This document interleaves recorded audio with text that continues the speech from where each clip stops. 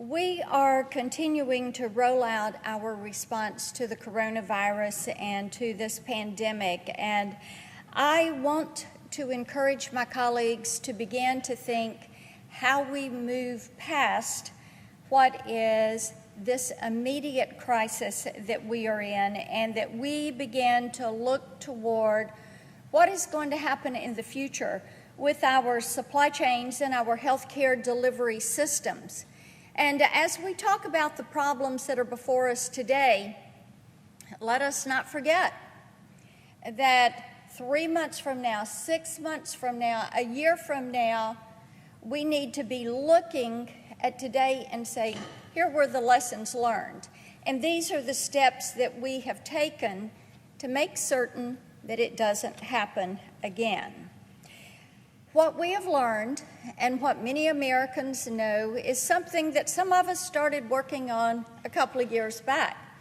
And it was looking at the fact that Americans and American drug manufacturers rely heavily on Chinese companies to produce active pharmaceutical ingredients, or APIs as they are called. We also know that bad actors in China are poised to use that vulnerability as leverage and to use it as a way to disrupt and interrupt the supply chain of those active pharmaceutical ingredients coming into our country. This is an issue that we cannot wait to address, Mr. President. This is something we need to do right now. And it is why my colleague from New Jersey, Senator Menendez, and I introduced the Securing America's Medicine Cabinet, or the SAMC Act, as a way to encourage and increase American manufacturing of these active pharmaceutical ingredients. Now, here's what it would do. It would expand upon the emerging technology program that is housed within the FDA to prioritize issues related to national security and critical drug shortages, and bring that pharmaceutical manufacturing out of China and back into the United States. Not in 5 years or 10 years, but now.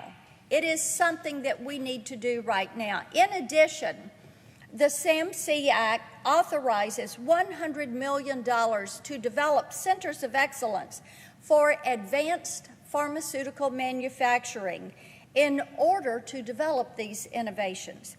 These centers will be a partnership between institutes of learning and the private sector. And certainly we've talked a lot about public-private partnerships and the necessity of that to move us through this crisis. And we have cheered as the President has brought private sector companies into the White House to work with him on addressing these issues.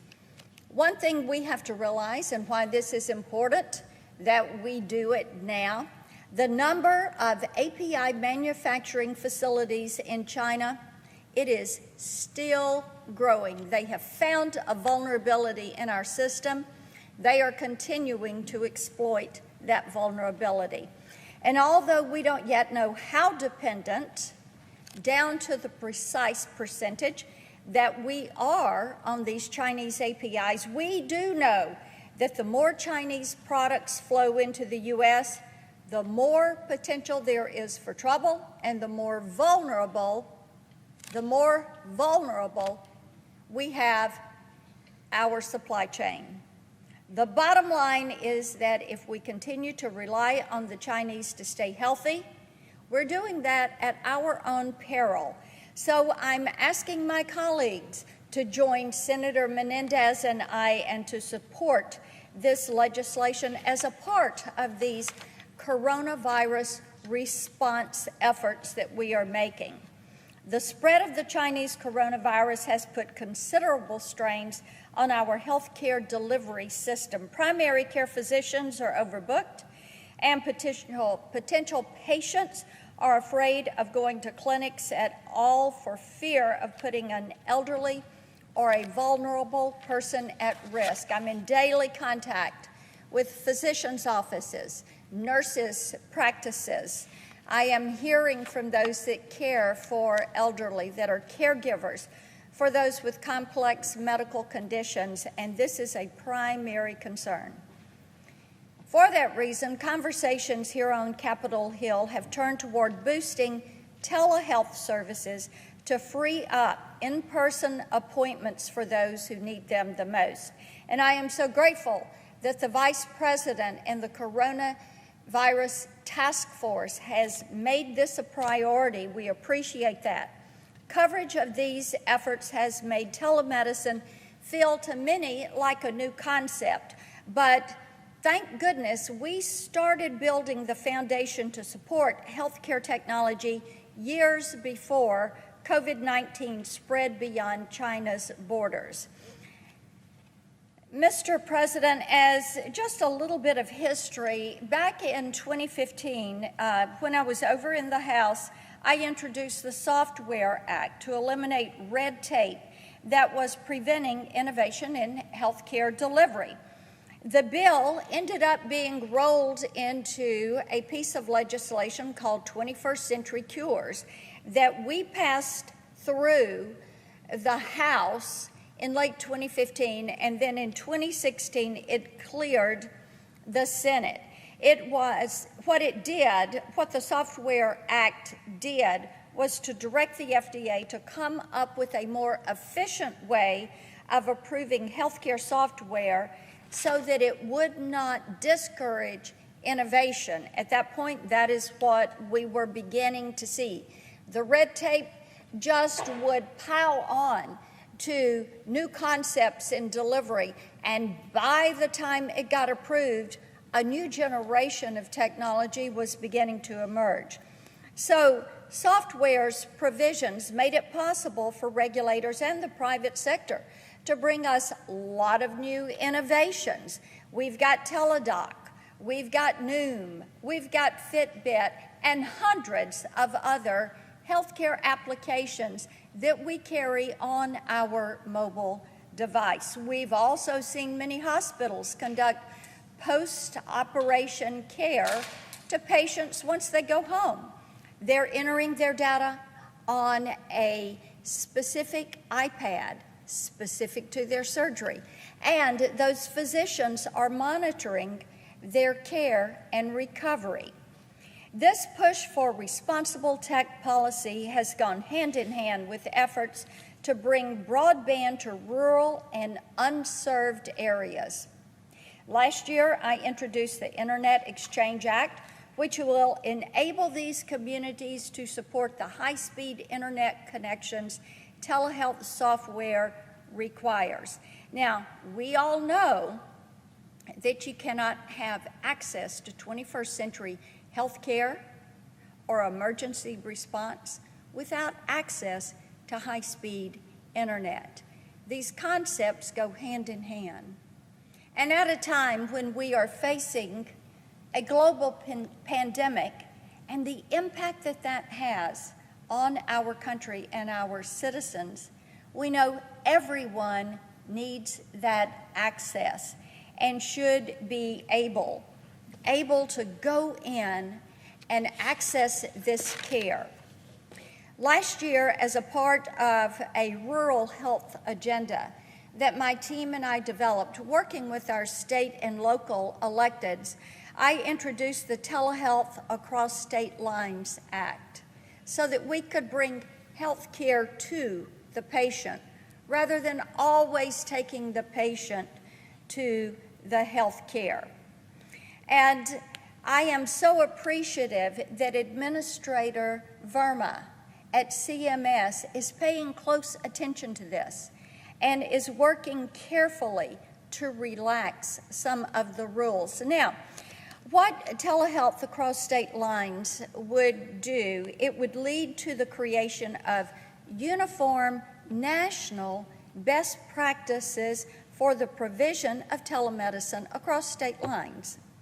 Second, it would set up a grant program to expand existing telehealth programs and incentivize the adoption of telehealth by Medicare and Medicaid. Two things that are needed. We have seen where you have these gaps in access to care. This is one way that we can make certain everyone during these times of a pandemic have access to care. Now, anyone who has ever video conferenced into a meeting, and I will tell you, Mr. President, my staff has been doing that with employers and with organizations and with citizens around our state, and you know this is a game changer during a time when people are not able to come in for a meeting.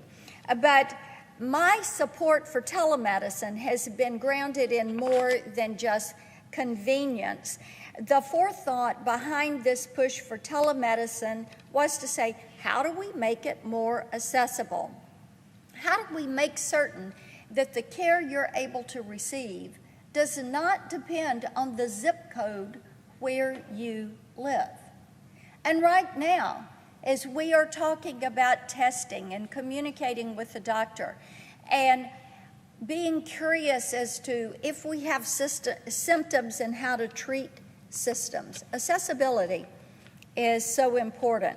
And what we have learned from the dangers posed by the Wuhan, China coronavirus fears that are there and the spreading of this virus, it has made us realize that actually telemedicine and access to telemedicine makes accessing health care safer in so many instances for the elderly, for those that are homebound, for those with complex medical situations.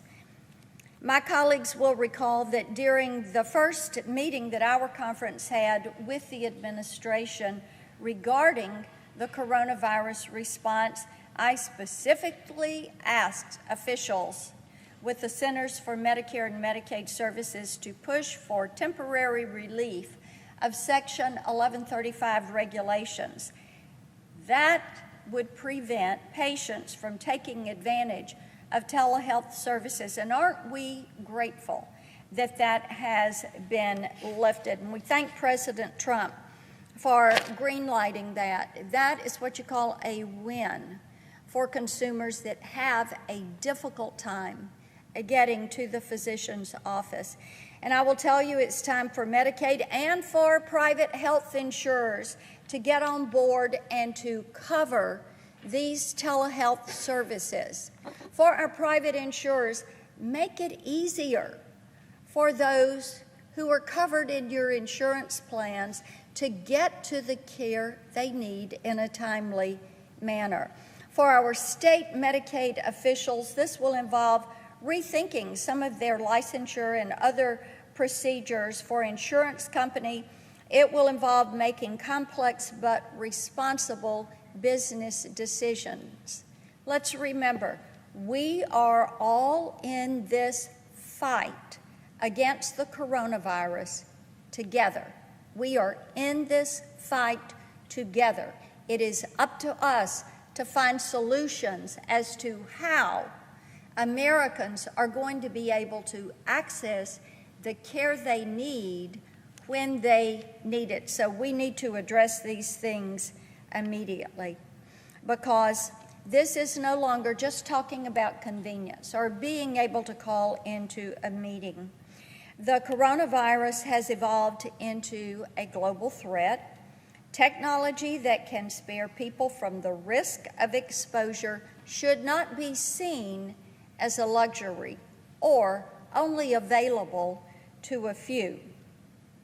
We have the tools we need to suppress transmission of COVID-19 in the United States. We have a plan to secure our pharmaceutical and our healthcare supply chains. It is time to get it done. We are the United States of America. We can come together. We can respond to this attack by this virus, we can defeat it, and we can make certain that there is a way to provide access to health care for all Americans, regardless of the zip code in which they live.